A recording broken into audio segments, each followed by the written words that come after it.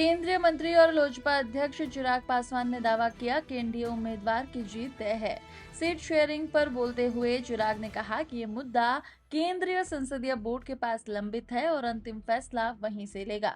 उन्होंने स्पष्ट किया कि पहले ये तय होना जरूरी है कि लोजपा कितनी सीटों पर मुकाबला करेगी और उनका चयन कैसे होगा।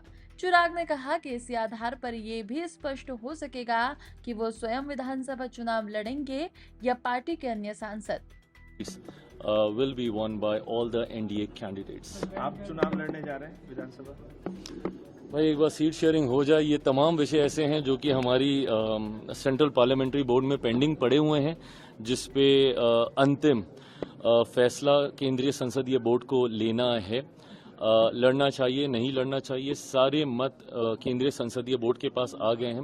बट मुझे लगता है कि एक कलेक्टिवली कोई एक विषय पे फैसला नहीं लिया जा सकता। पहले ये क्लियर होना जरूरी है कि कितनी सीटों पे लोक जनशक्ति पार्टी रामविलास चुनाव लड़ रही है, गठबंधन का क्या स्वरूप होने वाला है, इन द सेंस कि कौन कहां से चुनाव लड़ रहा है। सीटों की संख्या ही नहीं, सीटों का चयन भी होना प्राथमिकताओं में से है।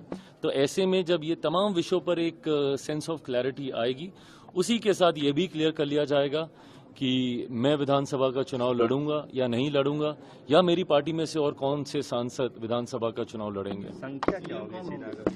प्रभु, संख्या अगर मुझे पता होती तो मैं बता ही देता।